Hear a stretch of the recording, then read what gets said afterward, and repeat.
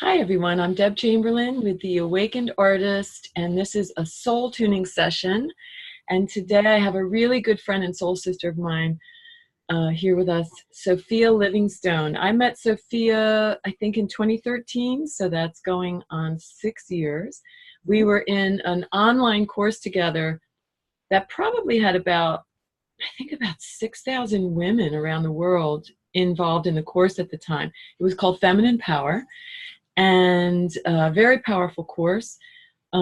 We also met with Katie DeJong, who's also in the Awakened Artists group, and the three of us connected in a really profound, deep sisterhood way, and we have supported each other almost on a daily basis, if not weekly basis, through WhatsApp and emails for the last 6 years, through our journeys of healing and stepping into our feminine power. So Sofia interested me when I saw her online in the forum in that course, because she was going through at the time healing from a mystery illness. She had moved from the UK, and it's been about 10 years now, to Italy. She bought an olive farm on the top of a mountain in northern Italy. Crazy, right? Like under the Tuscan sun, come true. And built a home there, and is now developing a really beautiful vision for herself and her life and others on top of this mountain. And she also wrote a poem, which she's written a lot of poems, but she shared this particular poem in the forum that really drew me to her. So I started messaging her, and we became really quick friends. So I would like to just turn this over to Sofia now to introduce yourself to everyone here for a couple of minutes and tell us about your journey as into writing, into using your creative expression as part of your healing process, Sofia. So welcome, Sofia. Thank you, Debs. Yeah, and I just want to add also that the way we met was kind of divinely led, wasn't it? Because we were supposed to be in different groups, and something happened, and you were supposed to be in the passion group, and I was supposed to be in spontaneity or something, and somehow we got mixed up. And that's we were in a group called Transparency. Oh, that's right, something like that. Yeah, and so we met by not, we wouldn't have met probably if everything had gone smoothly. Yeah. And perhaps that's part of recognizing the adversarial things that can actually lead us into a lot of grace. First, I want to just say that I'm really quite nervous because I don't normally do this, and Deb's persuaded me, and it's not the kind of thing that I normally do. So take a breath and arrive. I've just come in from excavators outside. I have a pretty serious problem at the moment with a landslide here, and major issues with professionals who are not pulling their finger out, and it's due to rain very soon, and that means the rest of the mountain could come down. But it's very much a metaphor for my own process. And if I go back to the very first time I did some writing, and I wrote this poem called Puppet's Betrayal, which I think Debs is going to read, it still stands now, 20-something years on from when I wrote it, and I think it will still be as valid when I die. It says everything really about my soul's journey, almost like it's the glue. And I wrote it when I was in the kitchen of my cottage, desperate with this debilitating illness that was ME then, which now is known as chronic Lyme's, actually, which I'm recovering from. And I'd never written at all, because at school, my A-level English teacher had written through my writing, saying it was a stream of consciousness rubbish. And those words still somehow can define me if I'm not very careful. I do need containment, and I write and I write and I write as much as I speak, but it's like I'm coming to realize that actually the stream of consciousness that I have is very, very important, is very wise. But back then I didn't know that. I wrote this poem. I'd never written a poem before, and still I'm touched by it, and it's taken me on a long journey in different ways through acting classes and all sorts. And while I was very ill for 10 years, I wrote a book on coming through ME, chronic fatigue, called The Power of Me. And then I moved to Italy, and I didn't end up publishing it. It's still in the archives, and I'm going to update it now. It feels more the right time. And I've written many things, and I guess when I've been, I didn't write till I was, over 40. So basically I was a perfectionist. So I didn't have creativity. I'm not like Deb, so I didn't sing. I went to music college, but everything was done from duty. I was a performing puppet. And so it wasn't coming from my heart or from any deep place of sovereignty, really, authenticity. And in my desperation, I put pen to paper. I think it was Julia Cameron in her Artist Way with the morning pages. I was at the time having panic attacks. I was in the 12-step looking at the trauma that I didn't realize, trauma and abuse issues that I didn't realize were underpinning my illness. And I wrote sometimes when I was in such an emotional state that if I kept my pen on the paper, I could come through the other side of these emotional, terrifying experiences. And one time I was asked by my counselor when I was very scared about going abroad, and she said, what can you do if you do have one of those episodes? And let me tune in. And I said, well, if I take my very large teddy bear, I'll be okay. And if I take my journal. And that's what happened. There was a problem when I was abroad. And in the middle of the night, I moved into a spare room, held my teddy bear, and just wrote for 2 hours and got through. And so that's where I started with the writing, as a kind of what I would call a lot of drivel, but just keeping the pen on the paper.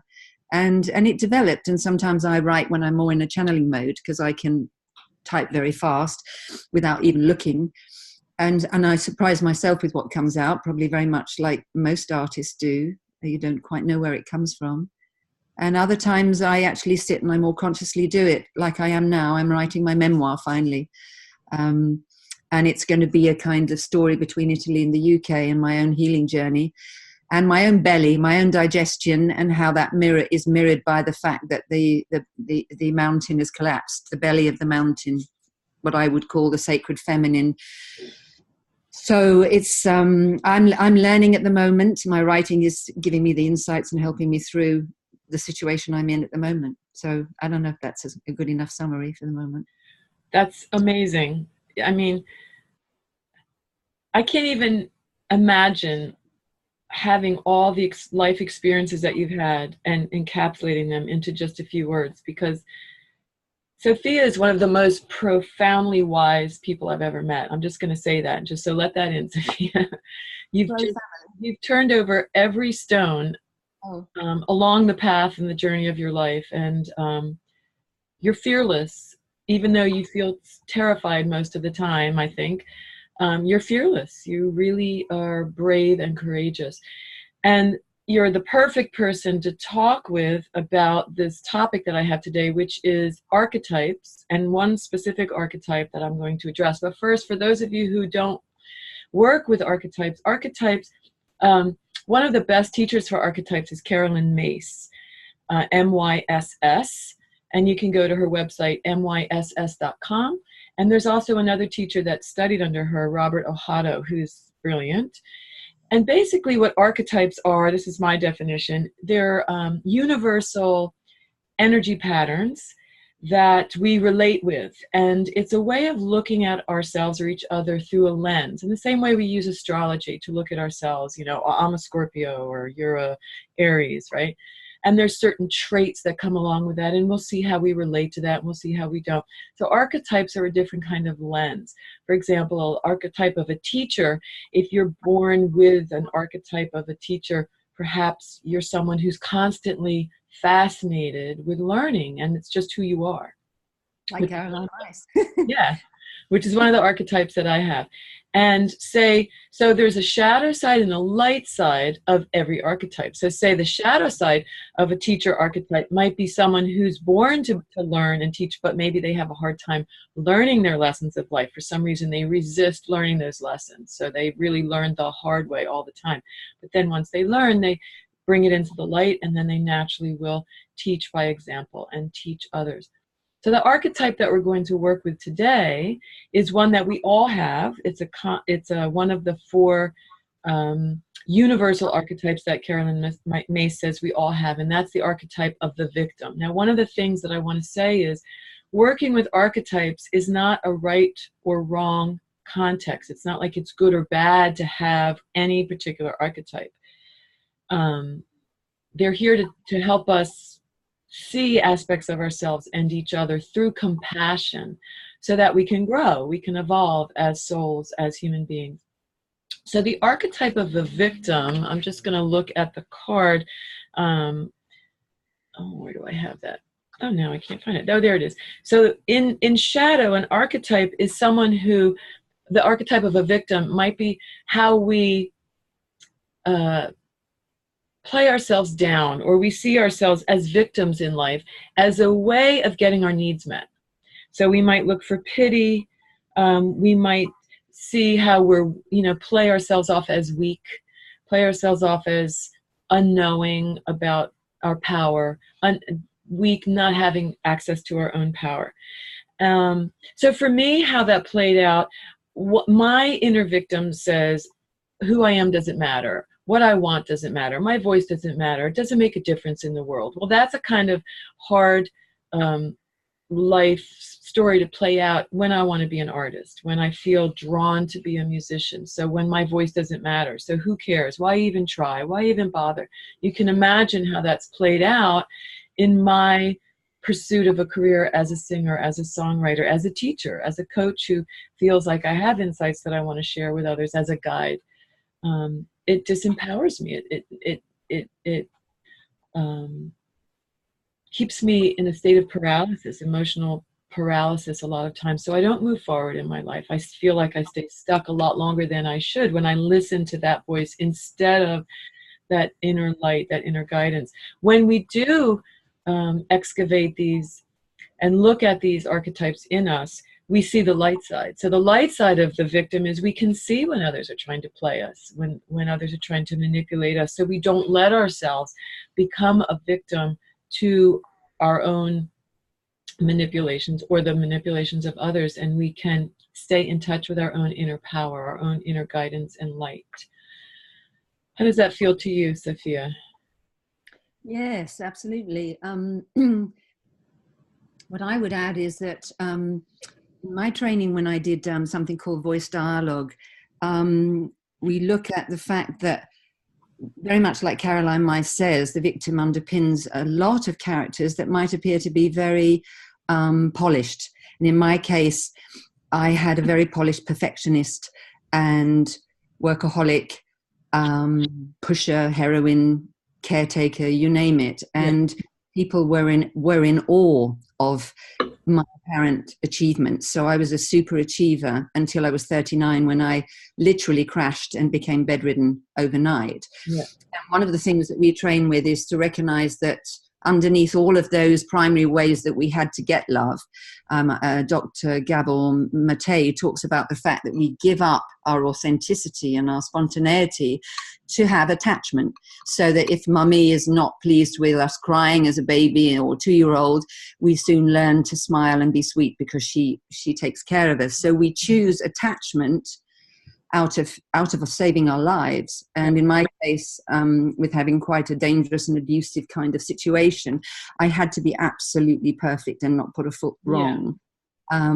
So my brother chose the rebel, and there was direct on, fighting, and someone else might choose a very, as you say, a more weaker looking. But in fact, in the training that I did in the 12-step, the perfectionist and the addict come from very much the same place, because the victim is coming from very often shame, deep shame issues, which often aren't even understood. And the perfectionist who's playing out, making sure you make no mistakes whatsoever, like me, is covering crippling shame, which was my issue. So it's something about needing to, we talk about bringing back the disowned selves, bring back the parts of you that you've shoved out somewhere because you've been born in a family that says you have to be, very proper and very correct, and another family might be bohemian and very wild. But in the family that's an accountant family, there's no way that you can behave like, so we all have our structures that keep us, and underneath all of there is the victim, hidden. Yeah, hidden, and seeking out these other ways of staying disempowered for survival. Yeah. Yes. So what we're trying to do as we heal ourselves, how we use the archetypes, is to see how we're using that in a way that's undermining our power and our freedom and our peace. So then we can step into the light with it and become creators instead of victims. So I'm going to read this first poem that you wrote called Puppet's Betrayal. And this was written about 20 years ago. Yeah. Okay. Yes. In the kitchen of my family home. Yeah. And I want you to experience, Sophia, someone else reading these words about your life experience. It's like, as a songwriter, hearing someone else sing your song is like amazing. It's like, whoa, it's like a whole different version of my words, of my experience. So I think it's kind of a interesting experience to hear other people's. Yes. Yeah, right. Because I've been hiding for long enough, so you're now forcing me out of my Down off the mountain, right? Okay, so Puppet's Betrayal, and I have to look at this other screen, sorry. So here we go. What of my life that I should sink so low, anesthetized victim in a puppet show, parents and society condoning the whole game, illusion and denial, so no one's to blame, programmed as a child, have no rights and no vice, defenseless, numbed out, a vampire's paradise, predator's feeding ground, no questions asked, programmed to be perfect, any weakness tightly masked. Betrayal by the ones who are supposed to care, caught up in pretenses and the masks they wear. A spiritual vacuum where stoicism rules, creating emotional cripples and unaware fools. So what of your dreams, golden girl? Why did they never have a chance to unfurl? No space to breathe, the puppet strings too tight, worshiping false gods, no energy to fight. A life of burnout, of being hyper alert, of people pleasing so no one gets hurt. Covering dysfunction and hidden shame. A disembodied superwoman seeking family fame. Truth's my freedom, stoicism's a lie. Being indifferent to suffering, one might as well die. I must face my past and open my heart, dare to receive as the first place to start. But I cling to old patterns, to family masks. I'm unsure of a life without endless tasks. I'm in rage and mourning for the loss of myself and for the price I paid in losing my health. I'm addicted to suffering and achieving the best. I need constant reminding that life's not a test.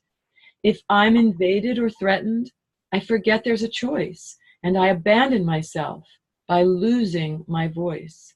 But something amazing occurs when I'm authentic and real. Deep emotions surface. My body can heal. The child is heard, is blessed and supported. Courageous efforts no longer are thwarted. I'm regaining my spirit with a different set of rules, a new family of affiliation, and some trusted tools. I'm repairing fences, building strong boundaries of my own, reparenting that child so she can be fully grown. My body's no longer an enemy to be fought. In listening to its pain, I've learnt what it's taught.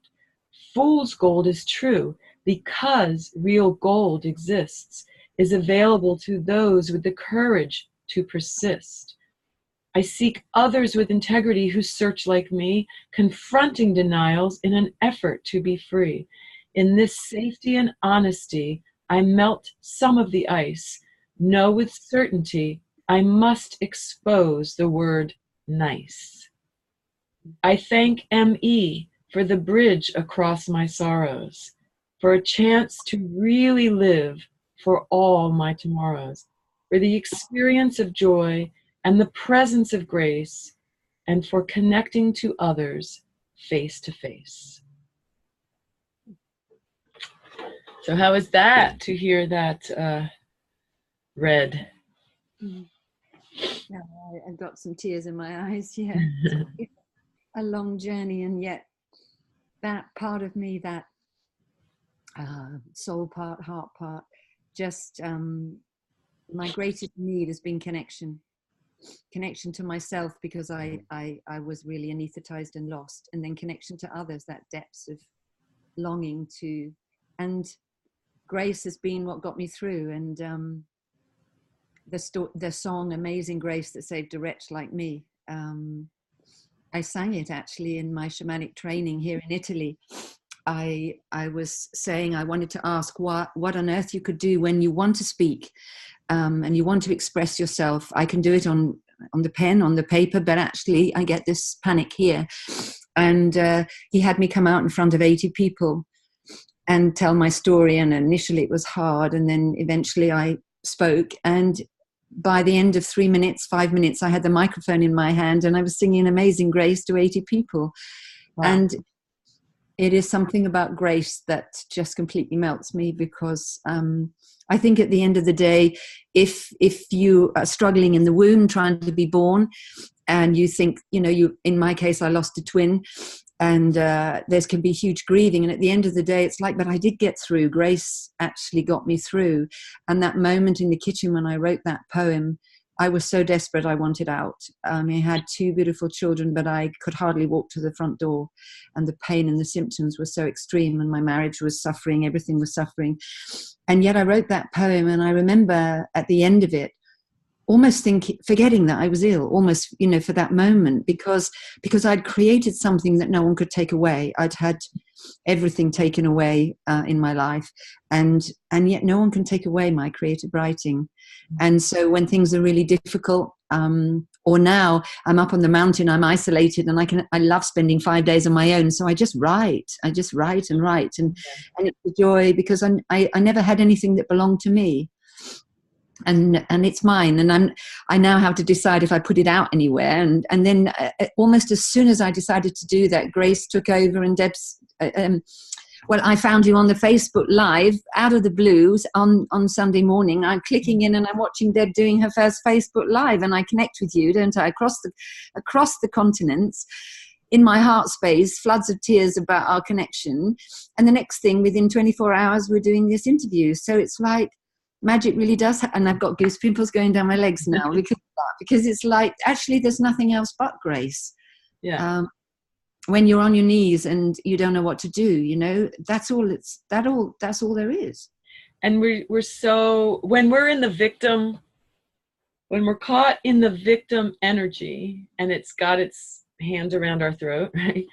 Grace feels so threatening, because grace is about total surrender to something bigger, something that is everything that we are part of, and that step into surrender is the exhale. The process of allowing, and that's where that is the moment when the victim steps out of shadow and into light, and everything transforms in that moment.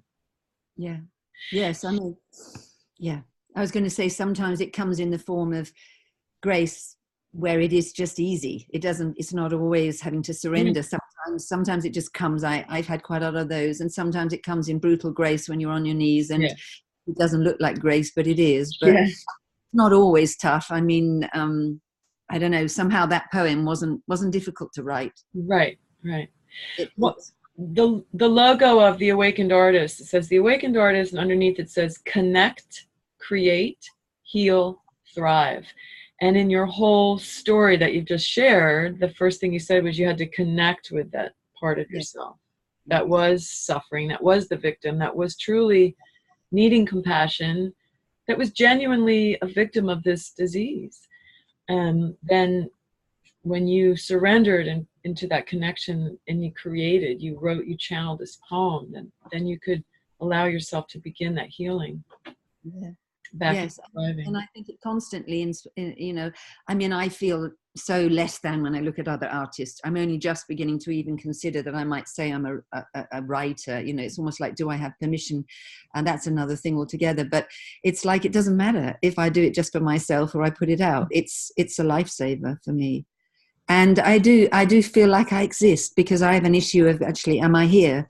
Because I wasn't here until this year. I had a rebirthing this year, and my nervous system is much more regulated, and I'm much more in my body. But writing is like a skin. It's the skin I didn't have, and it's like, it helps me feel that I exist, because at the end there's a finished product that I, like that poem, that is still living. So Yeah. I must be still living, because I have been walking half death, living death kind of thing, straddling other worlds as well. And yet I've got something on paper, and you've just read something from the other side of the world. So it's like, oh, wow. And I can move people because they might cry when I listen, Right. like we do with songs. And for me, this is completely new. I mean, I'm a late developer, but that's okay. I think there's a lot in what you just said that I think people, sorry, my dog wants to go out, go. I think there's a lot that people can relate to in everything you just said. I think even what we call professional artists or practicing artists that relate with themselves as artists, I think we still have that struggle. Am I a real artist? Feeling like a fraud, feeling like not enough. That's a whole nother conversation. And I agree. Like, I don't think there's anyone that can't relate with that on some level. What was the other thing you said? I think that's what art does. It's like creating anything is like giving birth. It's like having children. Yeah. And they grow up and they take on a life of their own, and we have to separate ourselves from them and not see them as to take anything personally. It's something that we gave birth to in the moment. I look back at songs I've written and recorded years ago, and I'm kind of like, oh, that was another phase of my life. I don't relate with that anymore now. But it doesn't mean that other people can't relate with that in a phase of their life that they might be in right now. So everything still holds its value, and is authentic and valid and purposeful and meaningful. Yeah. So you just made me, you're talking about birthing, and I was just thinking about the belly, the belly in the mountain, which is the name I've called this memoir. And it's my coach who's helping me sort of pull it together between Italy and England is saying that I should call it an alchemic journey of now I've gone the alchemic journey of trauma, embodiment, and initiation. And the belly in the mountain is like giving birth, and we think that collapse is collapse, and we tear the paper up and we say this poem's shit and I'll throw it away and so on. And yet it's all compost, and I've lost my train of thought now. And I've got giving birth. But I've lost my train. This is what happens for me when I go into victim. It's like this little child just goes into this kind of can't speak, loses all the thread, and just total blank, and I've gone zombie. So there she is. That's how it is. And I just have to, because she's pre-verbal, she doesn't have any words. So I think that's another aspect of the victim I think is very important, is that some people don't understand why they can't deal, because the triggers can be huge. And when they are pre-verbal and there are no words to express it, it becomes a sensory experience. Right. For me, one of my greatest fears of stepping up when I get triggered is that I can be triggered at that level and I literally can't stand in any of my other selves, because it's a sensory experience where my body takes over. And I'm doing a lot of breath work now to help me with that. And I just, by being authentic, like the poem said, I'm telling you that's what happens. I can just literally go blank. And that's very scary when you're out live in an interview or something. Yeah. And so just to own it, just to say that's who she is, and to say, sweetheart, that's okay. Yeah. Deb's just, and it's nothing. I think it's really powerful what you just said. And I think that's why artistic expression, arts and entertainment have so much impact on people, because there are so many things in our blind spots, especially pre-verbal stuff, things that happened in our experiences before we had words and names for things, before we were 2 years old speaking fluently. And they're buried in our sensory, and they hold in our body. And then we hear a song, we see a movie, we read a book, we hear a story, and we're like, whoa, why does that affect me? We're like crying, or we're enraged, and we don't even know why. It's because that trigger has been touched. And I Totally. think it's so powerful. Art is just such a healing tool for the. I just wrote a lyric for a song called "Robots and Zombies," and Yes, it's I'm really great. excited to put it to music soon. But like, that's what awakens us out of our robotic and zombie-like states where we've shut down those parts of ourselves to become more alive, to become more fully alive, so that we can learn how to live in peace with each other. Even if we don't like things, we don't have to cut off parts of ourselves in order to survive anymore. No, no, but we need a container that's strong enough to be able to bring them home. I Exactly. where all the parts have been exiled, but there's a reason why they're exiled. We need to be strong enough to be able to hold them. If I talk about the loss of my twin, I was just there's a little picture here actually of I'll show you. Just to finish with. I did a letter from my unborn twin, and can you see that? Yeah. Oh, And sweet. whenever I see twins, Oh, I just sob, yeah. I never understood why. It's been years of, and yet bringing him back means that I can drop into that liminal space and I can feel him and I can fall into that love space, which is so close to the divine, Yeah. and it's like, yet the journey to embracing and bringing him back and even wanting to look there it's been a painful journey. And yet it's, pain and bliss go together. And I think Khalil Gibran said that, didn't he? That joy and grief are bedfellows, and they are. It's like I notice that the more grief that I can go into, say, with that, the more intense joy and heart opening is possible. And that has to be titrated. We were talking about that the other day. Titrated is a word, a new word in my sort of vocabulary, but it's like we have to go slowly sometimes if we've had trauma, and a lot of us have had a lot of trauma. We have to take it very, very gently, to touch back into to Yeah. start the victim. To bring the aspects of ourself that have been exiled in shadow back into the light. I use the analogy a lot of times, if somebody's been living in a cave their whole life and the searchers come in with their big searchlights, and the cave people, their pupils are really dilated big, and you come in with the searchlights, it literally hurt. It's painful, when mom turns on the light in the morning to wake you up for school. It's like, turn the light on. So there is a level that we do have to go gently and slowly so that we can adjust and hold that new vibration in our body, mind, and spirit. Yes, and change the reference point, because Right. it's suddenly to realize that you've come in with maybe something very big to do, and you've been given a karmic job to go through the victim, to understand and find about compassion, to have self-compassion and to have compassion for others, means you have to go through those Yeah. experiences of illness, because otherwise I was a superwoman, I was a champion swimmer, I didn't give a shit about Right. anybody else.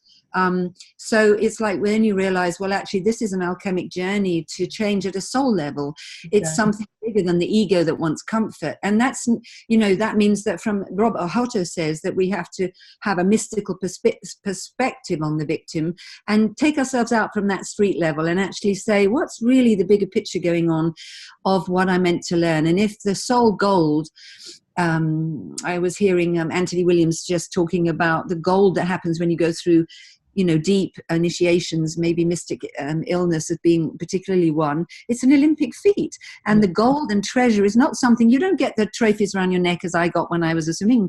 Nobody gives you any validation for it, but it's a soul journey. And to finish with the poem, the grace of meeting face to face and having heartfelt, sharing, intimate conversations where I'm not trying to compete against you, or, we're just meeting people with both sides, the tenderness and the power, and sharing both of it. And that's the journey that's worthwhile.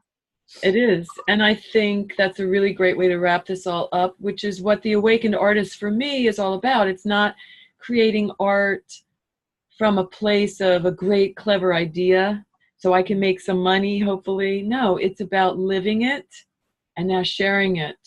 So it's about becoming whole, remembering we are whole as part of the greater whole, and sharing that journey through our creative self-expression so that others can remember that they are whole, that they are complete, that they are fine the way they are, and we can live together here in a heaven on earth and embody that together. It's really beautiful. Thank you for sharing your vulnerability. I think this was a big breakthrough for you. I'm really excited, and I want to do more with you because you are such a well of wisdom and experiences that everyone can relate to. And I see you as an artist, so whether you do or not, it doesn't matter. I see you that way, and I would love to have you back if you'd like to come back and share some more things with me in the future. Thank you. I would love to. And I'm bursting to say one thing that is not mine. It's Caroline Meiss's, but I think it's part of what we're just doing, which is that when you're crippled with shame, as I am, have been, let's put it in the past, she talks about the 7 graces that can come in, and at a ground level, which is very much our sexual power. And as women, where we've often been damaged, and I certainly have been in my feminine body and all that, that we move from shame into reverence. And I got yesterday, we might want to have reverence for God or reverence for other artists or reverence for anybody, but until we have reverence for ourselves, till we move from that shame, which is where the victim is housed in, until we move from that shame, and shame can't exist when we share it.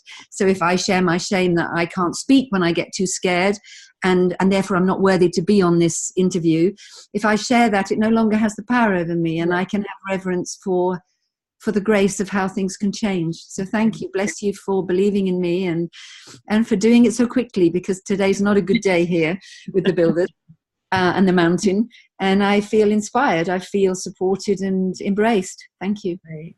Awesome. All right. Well, one day I'll be over on that mountain with you in Italy, and you will, because I've come twice to you, so you have to come here. My turn.